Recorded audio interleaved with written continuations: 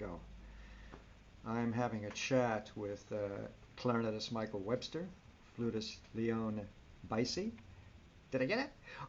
Yes. And we're speaking about the Webster trio, and of course we are going to discuss the missing member of the trio, pianist Robert Muhling, who died in 2018, and this is kind of in a way a tribute to him. And what a tribute, by the way, making a CD. How lucky! This is help a Crystal Records release from 2015.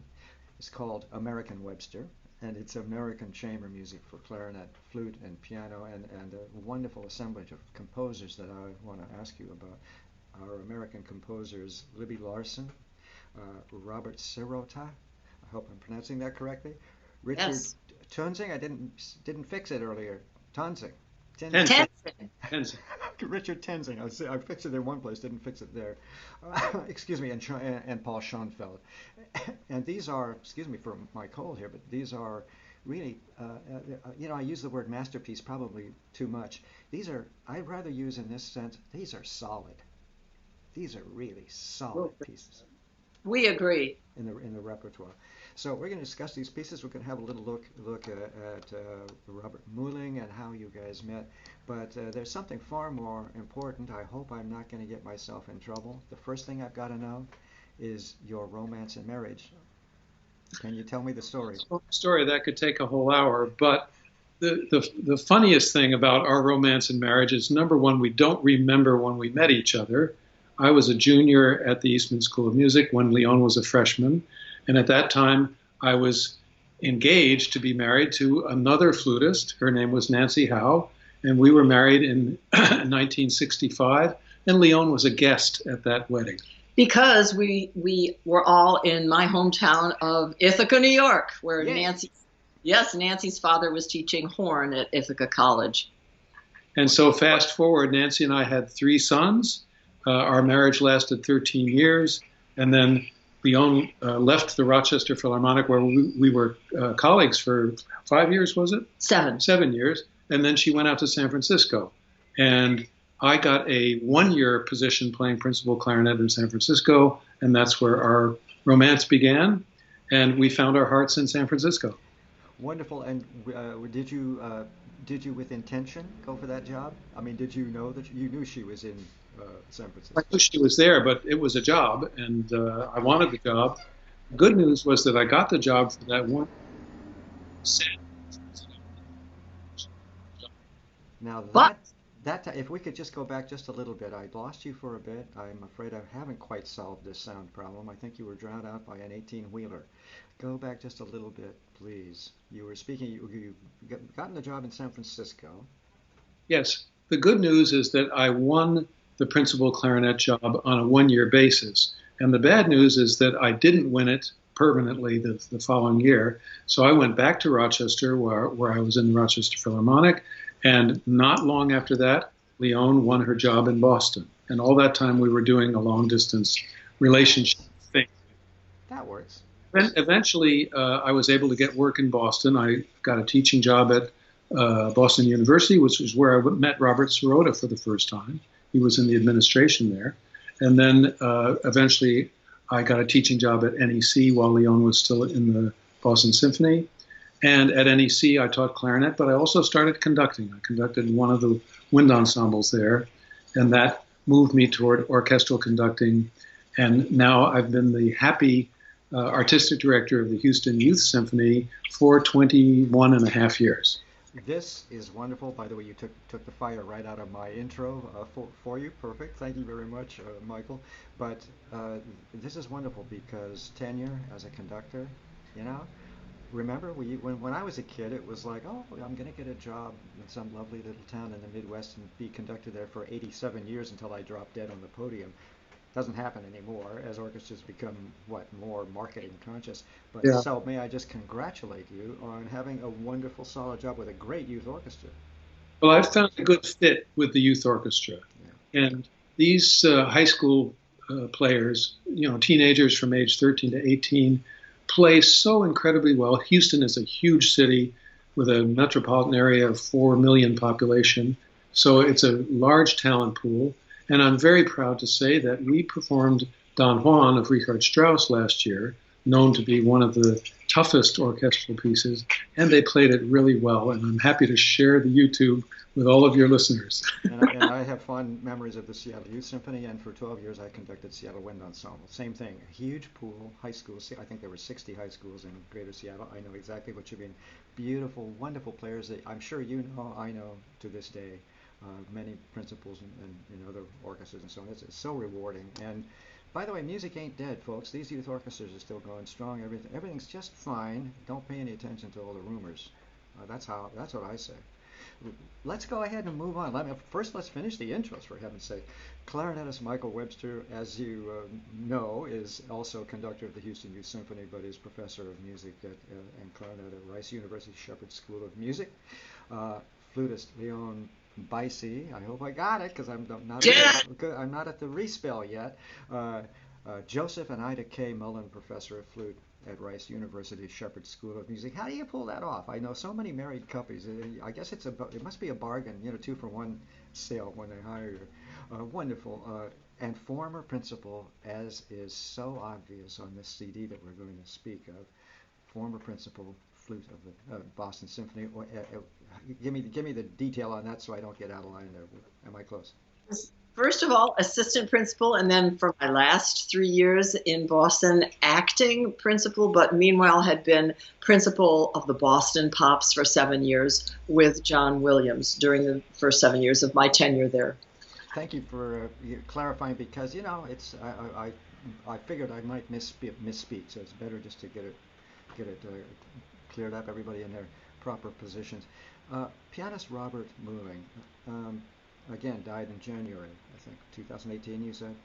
That's correct. Yes. Pursued grad studies at the Indiana University after graduating Rotterdam Conservatory, Fulbright Hayes grant. I have a feeling now. Of course, I didn't know the men, but there's just something about because I, of course, had to look around a little bit. I'd kind of like to know, if I'm not pressing too hard, can you give me an idea of Robert Muhling's type as a human being, his character, his aesthetic, his, you know what I mean, or the kind of person that he was? Can you do that? Well, one thing that he was a Renaissance man. He knew music repertoire, not just piano repertoire, but the symphonic repertoire, the chamber music repertoire. You could rarely mention a piece of music that he didn't know, whether he had played it or not. And he played in a garage band in his neighborhood. You know what? That's the way things go these days. I love it. I used to hate it as a snobby young conductor. I had nothing. But this melting. I'm sure you see it even at Rice. This melting of all these wonderful manners of music. And of course, he didn't do that long, right? Well, and in addition to that, Robert was an avid gardener, a fabulous cook. He installed the speakers in our stereo system in this room that we're sitting in. He was a woodworker. There are so many evidences of Robert's impact on our life that it's hard to imagine. We're speaking with you on January 8th of 2019, and in 2 days it will be the anniversary of Robert's death. So he's on our minds constantly at this particular time. Wonderful and perfect, really. Somehow the timing worked beautifully. Let me see what else. He was also involved with the preparatory program at Rice University. Is that correct? Yes, he was. He was a dedicated teacher, and after his death, the outpouring from his students, who ranged, I would say, from what? Probably six or seven years old, little kids, to juniors, seniors in high school. He had such an impact on their lives as not only a piano teacher, but as a human being, a real mentor, and I think they felt very close to him. Some kids wrote poems, some painted, some just wrote. It was very, very moving. One of his students did an oil painting of him, a portrait. This was a teenager, and when I first saw it on Patty is the name of his wife, on her wall, at about 20 or 24 feet away, I thought it was a photograph. And then as I got close to it, I realized, no, it wasn't a photograph, it was a painting. And as I got even closer, I thought, oh my goodness, this painting by this teenager captured Robert's personality just to a T. It was amazing. And Pat, what did Patty say? She said, it shows the two sides of Robert, the affable side and the do it my way side. You know, that's really very nice. There is a certain need to be disciplined with kids, Yes, to instill discipline, but also be a nice human being and treat people properly. When did you two meet Robert, and what was the gestation to end up in 1988 as the Webster Trio? Well, we met Robert at the Park City Festival in Utah and shared a condo with him. And it's funny, the first time that we were to play with Robert, Leone got ill. This was in the mid-90s, because 1988 we were in Boston and formed the Webster Trio with Martin Amlin, a very close friend and professor of composition and theory at Boston University. He's written numerous works for us. But after that, we had Catherine Collier at the University of Michigan as our second Webster Trio pianist. And then in the mid-90s, having met Robert, we realized there was a connection. And how did you meet him musically? That's what I'm kind Well, of getting at. that's the strange story. Leone was ill. We were due to do one of my many transcriptions for flute, clarinet, and piano. I think it was 4A, maybe 4A Dolly Suite. And that would have been 1996, I believe. Yeah. And Leone got sick, so Robert and I had to fill the program with something. And we chose the Debussy Premier Rhapsody, which I had played numerous times with my father. For your listeners, my father was Beveridge Webster. He studied in Paris from 1921 to the 1930s and taught at Juilliard for 40-some years. And he knew the French repertoire intimately. So I, in essence, learned the Debussy Rhapsody from my dad. And I played it with Robert, and it was one of those occasions, Dan, where our musical ideas just clicked. It was, we didn't really talk much, we didn't rehearse much, we played it, we liked it, and we performed it. And there was that musical connection that was right there from the beginning. And that's the magic. Yeah. It happens or it doesn't. Yeah. Very often it doesn't. So, that's very interesting. And what was his approach? How did you guys approach this CD in terms of making the decisions about the repertoire? Was it delegated? How'd you do that? Well, we had already made the first Webster Trio CD with Robert how many years before? It was the Worldwide Webster. Michael's transcriptions for flute, clarinet, and piano we had recorded with Catherine Collier on Tour de France, and then with Robert, the Worldwide Webster, Brahms, Debussy, Dvorak, and Louis Moreau Gottschalk. And Bizet also. Oh no, that was on Tour de. Let's see, big, maybe bigger, and I mean, even by the way, the Gottschalk, right away my ears perked up. There's a very interesting composer. Very interesting. Yes. Gottschalk. Let's do that. Let's start that one over again. Yeah, I lost you because of some motorcyclist. Go ahead. Gottschalk. Gottschalk wrote a lot of music, and I would say a small percentage of it is really excellent. But to put him in his right place, he wrote, for example, a gorgeous mazurka for piano alone. It's one of the few things that the Webster Trio recorded that wasn't originally piano four hands, but for piano alone. And to compare him with Chopin, you would think that this mazurka was written by Chopin. The style is so similar. But the difference between Gottschalk and Chopin is that Gottschalk wrote one extraordinary mazurka, and Chopin wrote 50 extraordinary mazurkas. Yes, it's hard.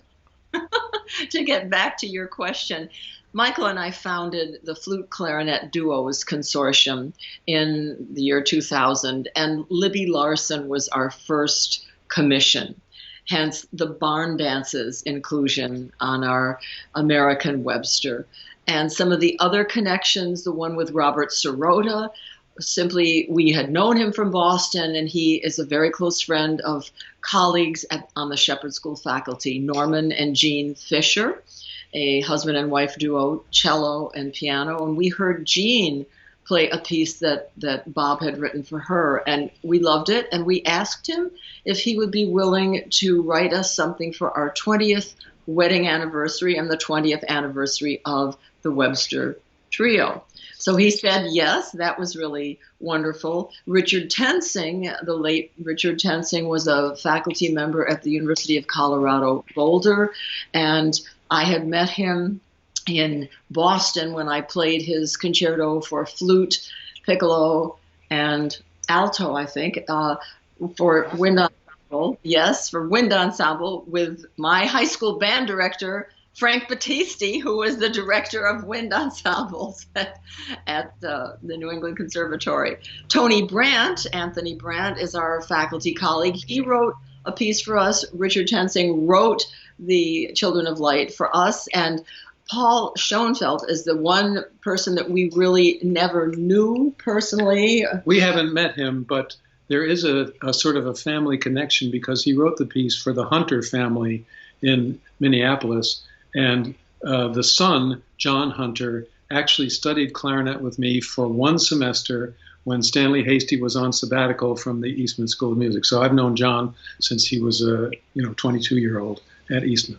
Small world, small world. Yeah. Yes. And by the way, clearly you're very experienced in interviews because you have just immediately segued where I was getting ready to go. But now let's go back, okay, and to do a little more detail, okay? Because, well, I told you before we taped, Libby Larsen, I'm in love. I love everything by Libby Larsen. I think she's fabulous. And for you to tell me, as you just did, I think, you commissioned barn dances? The Flute Clarinet Duos Consortium consists of I see. duos around the country who contribute to commissions. And so we had, about 12 different duos involved in that. And then regional premieres are given by each of the duos. Because barn dances is probably an iconic part of her repertoire. Barn dances is performed all the time. I think it's pretty. I think it's a great piece. Well, one of the things that we're, I'd say, proudest of is that after forming the Webster Trio and contributing to the repertoire through my transcriptions and some of these commissions, flute, clarinet, and piano trios have popped up all over the place like dandelions. They're all over, and they're playing repertoire that didn't exist before. Wonderful, and that is the purpose. I think what I've discovered repertoire right, left, and center, reviewing all these incredible CDs that are, a stack. I can see it here, about 2 feet tall now. But the point is, there's so much magical, fabulous repertoire, and I hope part of my duty will be to make sure that, because there are, as we know, lots of professional musicians that are watching this. I'm not flattering myself. I'm just saying that's the audience, and college music faculty. This, I hope, is my duty to say, hey, pianists, pay attention. Here's this one, or trio here. Yeah. All right, so let's. What I'd like to do is just start kind of at the beginning, at the top of the album. Let's kind of brush on it. How we got? We're okay. But let me just read the titles of Libby Larsen's barn dances of the pieces, because people, I think, will instantly get an idea of what a playful piece this is, in my view. Forward 6, fall back 8. That's number 1. Delightful, rhythmic, charming. Second piece, divide the ring. Bits of boogie woogie, honky tonk, all that good stuff. Between the 3 movements, lots of narrative and conversation. I'm just giving you my notes on this. Varzuviana, what is that? We had to look that one up. It's a very slow waltz. Very. You know what I was hearing? Great Plains. The slow waltz. Something. It's very American. Mm-hmm. That vast Great Plains kind of sound. Now there's one you try to explain to somebody. Oh, well, the sound is like the Great Plains, and they look at you like you're out of your mind. Sprawling and leisurely. Rattlesnake Twist. By the way, that movement has a lot of wonderful stuff for clarinet, special effects and colors. Well, the Rattlesnake Twist has this motor rhythm, and we particularly love the way it ends, because it ends with the flute and clarinet playing loud, short chords opposite the clarinet, it sounds like we're trying to play together, but not playing together. It goes choo-chee, choo-chee, choo-chee, choo-chee, and then the last chord we finally do play together. I don't know of any other piece that ends that way. It's really fun. You know, I want to use the word cute without sounding obnoxious, but what a wonderful sense of humor Libby has in this piece. I love her imagery, not only here, the way she can really make you believe the titles and see, well, the square dancing or whatever, the barn dancing, if you will, but her imagery in her other work. I mean, to me, she is an imagist. Absolutely. Robert Sirota, Birds of Paradise, 2008. I tracked that one, that composition date down. You know, now here's one where I want to shout out people. Please pay attention and go out and buy this piece and learn it and add it to your repertoire. I mean, it's so evocative. The flute motif opens. I mean, the clarinet. We are in a tropical jungle. How was that to put together? By the way, the sound engineering is superb. Well, thank you. Okay. Thank you very much. The Sirota is bird song, and some people have said, "Oh, it reminds me of Messiaen," but Bob has his own birds. You know, his birds are different from Messiaen's birds. And he was actually in Taiwan when he was thinking about writing this, and went to a tropical. I mean, it just dripped. It almost dripped with humidity, with all the bird sounds and everything. It just was so full of imagery. Excuse me. Go ahead. Well, and his takeoff point was an excerpt from a Shelley poem about "Bird Thou Never Wert" and how the bird improvises his song. So, in a sense, it's through compose. It's the longest one movement on the album. I think it's about 13 minutes long. I was thinking 10, but I think you're right. It is the longest at 13. Long, and the other pieces are substantial, but more, 4 movements or 5 movements or whatever. But by the time you're done with the Birds of Paradise, you realize that it all fits together just marvelously well. Sometimes here in Houston, Texas, we will have a mockingbird give us a little recital, as we're walking from our home to Rice University.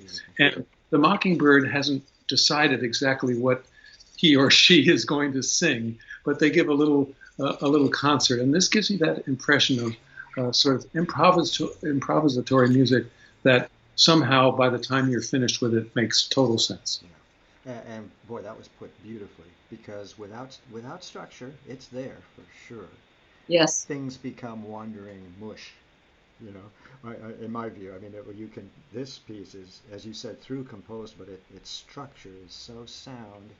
And the other thing that just freaks me out about it is the imagery. You are sucked into, as I mentioned, a dripping a Thailand forest of cawing birds and exotic animals and scampering things. I mean, the magic of music, give me a break. Aside from emotions, imagery, for sure. Yeah. All right. Anthony Brandt is a colleague of yours. I reviewed a CD by his group. I've just lost it here. You know who I mean. Musica Houston. Yes. Right. Musica Houston, I should say. With music often. Yes. It's a wonderful organization. They do contemporary music in such a way that people really enjoy it. It's not contemporary music to be feared. And they also have a great educational program with marvelous programs, one of which I've performed 100 times by now. Literally 100 times. Over the last 10 years, yeah. And the piece that Tony wrote for us was commissioned not by us, but by the Round Top Music Festival. For us. When I saw the title. In Round Top, Texas, yes. That's why it got that particular title. And it's a well, I was about to say monothematic piece in the sense that there's only one theme. It's not A, B, A. It's A, and then A varied, and A varied this way, and A varied that way. And as the piece goes on, he has found dozens and dozens of ways to take this little snippet of a theme and make it. The piece starts out quite aggressively, and then it gets a little quieter in the middle, although not much slower, just quieter, and then ends aggressively as well. Yeah, and I keep thinking, here's my take. By the way, can I just ask you to cuddle just a little bit more? I'm paranoid about losing you. Are we? Are we censored yet? Thanks. I'm just, I'm so nervous that I'm going to lose you on one side or the other. So I just want to make sure. Anyway, thank you. Um, okay, here's what I heard. Tell me I'm a crazy old man. I heard something kind of reminiscent in the opening of the Rite of Spring. There was something kind of primordial and almost, I thought, even a quote, but Yes. not. And it's a very thickly scored piece, big block chords in the piano. And for us to prepare it, the most difficult thing was for us to find out which voice needed to be heard the most at any given time, because it could sound just like a mass of sound. And I think we did it. I think we found a way to clarify Tony's intention. And as a result, it's, Dan, I can't tell you which is my favorite piece on this album, because each one of the five is my favorite. But we had a great time learning Tony's piece. I would say in the beginning it was a little hard for us to understand what was going on until we were able to take it apart and sort of clarify the voices. And we've played it a lot. We've actually played it a lot. We've played it in Mexico. We've played it several times in this area, and it's a strong statement. And at the beginning of our conversation, I'm not sure whether it was on tape, I mentioned that these pieces were, I overused the word masterpieces, of course they are, but they are also solid. They're just very much so. And certainly Anthony Brandt's piece is solid. It's very seriously and intelligently worked out, created, structured, all of that. And you can, if you don't really hear it, you can feel it. This man is absolutely. Yeah. Okay. Okay. Richard Tenzing, Children of Light. Here. I want to use a quote. Okay. Quote from Richard Tenzing. I wish my music to bring, as best as I am able, the music of heaven down to earth. I mean, stunning. And I think he really does that. It's just amazing. He definitely does in his writing. It's very interesting. After we played it at Rice, one of my former students, Ariella Perlman, actually the daughter of Itzhak Perlman, said, this reminds me very much of Messiaen's quartet for the end of time. There's a spirituality in the piece.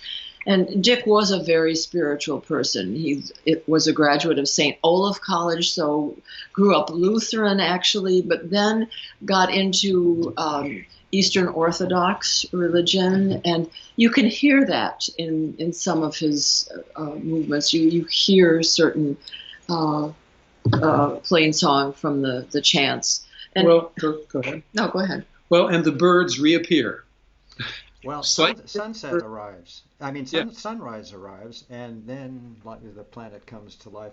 Absolutely sunrise, I write down. Brilliant compositional imaging of an event, absolutely inspirational, a magical piece for program. And it is this is a magical piece for programming. I mean, this needs to be performed more. What Dick does with this piece is pretty extraordinary because, first of all, he uses a lot of treble. There's clarinet in its highest register, flute in its highest register, and piano in its highest register. Lots of sort of tinkly music that could be a xylophone or a high glockenspiel. High bell. It almost sounds percussive at times, but in the best sense. And he also juxtaposes very slow motion with sudden outbursts of quick notes. And those quick notes are very, very bird-like. So it's like you go into church and you hear the hymn, and then a bird gets caught in the rafters and is singing around while everyone is trying to sing a hymn. And that's what I meant about the imagery of his writing. You can see this. Again, this sunrise in dawn processional, it just happens. You know exactly what he's creating for you.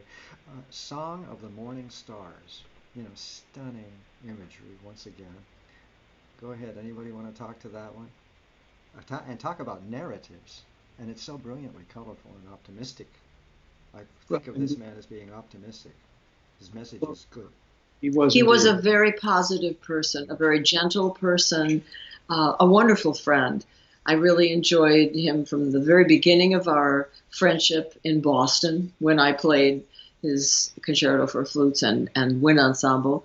And I played the concerto that he wrote for me in Boulder with the Boulder Philharmonic, and the conductor of that orchestra invited me to record it in Kiev, the National Symphony of Ukraine. So I'm very, very proud of having played those two works of Dick's. Now I'm going And to have to go out and have a listen. You're driving me crazy. A flute concerto for flute and wind ensemble is perfect. As wind ensemble conductor to wind ensemble conductor. Well, I hope I didn't interrupt you. Silver Lightning, Golden Rain is That's just, the movement for flute alone, I believe. yeah, and it's just a zap. yes, that's what it is. Of the 5 movements, there's one movement that features the clarinet and one that features the flute, and that's the flute movement. Yep, and that was fun to work on, to get it to be brilliant and really convey the electricity of perhaps a lightning. Lightning. That was the imagery I got instantly. As I said, it was just like it's a 54-second, I think, written flash. Yeah. Gold and the idea of silver lightning, flash, and then golden rain. The sounds of the golden rain. Wonderful, wonderful solo. Okay, so let's talk about Fos Hilarion. How did I do At that? this point, I don't remember the names of which movement is which. That's number 5. Number 5. The last, so we get back together, and it just with low sustained chords. Yeah, it ends very quietly, and with the piano doing some of its tinkling. And the hymn tune, beautiful hymn tune, begins to put itself together. Yeah, lovely. Anything to say about that one? Well, I was just going to say, come to think of it, in a way, each piece in the 5 gets more difficult than the previous one. The tensing was quite hard to put together. He really stretches us to play high register, virtuosically, loud, soft, etc. And then when we get to the Schoenfeld, it gets even more crazy in terms of. Say that because I think we ran across a couple of years ago. I mentioned I knew Paul Schoenfeld's music, and I think it was the quintet that's played so often. I think something like that. And of course, everybody said, "Oh, that's the hardest piece ever." And now you've just confirmed Paul Schoenfeld does not fool around. Tell me about how this sonatina of his, which is wonderful, how that hard is, because from the public's point of view, in many ways, it's sort of, oh, this is wonderful and charming and jazzy. Well, for one thing, Paul is known to have written piano music that only he could play. I mean, it's really true. Most pianists have to do some little something to make it slightly more playable.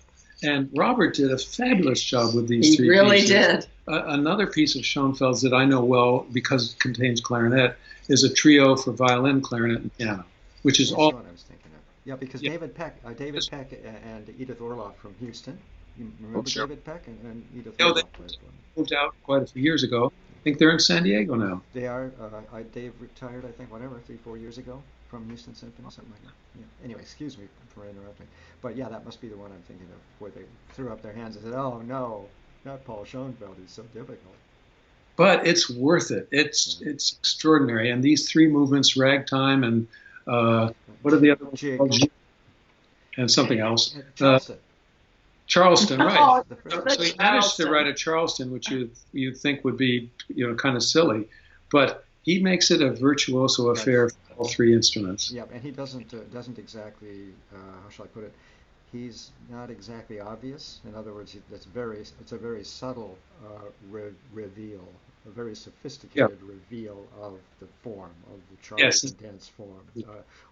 And so I found that really very challenging, rather dissonant chordal progressions, and then all of a sudden he kind of lightens up and off he goes in this jazzy rhythmical. That's all true, but it's also a kind of music that everyone can relate to. Oh, absolutely. The dance, there's so much joy in that sonatina. I just enjoyed playing it, and it was really challenging in the best possible sense. And I see a note here. This is about the jig. This one is crazy fast ride. Talk about virtuosity. Yeah. Well, I think we've actually just gone through the CD. We've talked. You've become even more cuddly. The colors and stuff could not be more perfect. Don't Hopefully, just put your feet up on a little hassock over here. and hopefully some of those street noises will not be too obnoxious. Clarinetist Michael Webster, what a treat to meet you both. But Treat to Michael meet you. Webster and Leone Buyse. Uh, well, first of all, what a couple. What a life. Uh, It's been a pleasure to talk with you, Dan. and I'm Thank you. glad that we were able to remember and speak about Robert Mueller, your colleague. So, Our hearts, and we Yes, miss him. yeah. yes. Okay, I'm going to give one last little plug, and then we're going to hang up. Webster Trios, Crystal Records, 2015 release, American Webster. What a lovely title, featuring these works we've just discussed. It's a beautiful CD, and again, for professionals that are looking for repertoire, I have to say, get out there and have a look at this material. Lots of this material is familiar, I'm sure, to several people. But Robert Tenzing's piece, I don't know, that Richard Tenzing's piece, that's a beauty. And Birds of Paradise, Robert Sirota's. Anyway, a great CD. Thank you for letting me, I hope, put out the word a little bit about it. We Thank appreciate you that. so much Okay. for doing so. All right.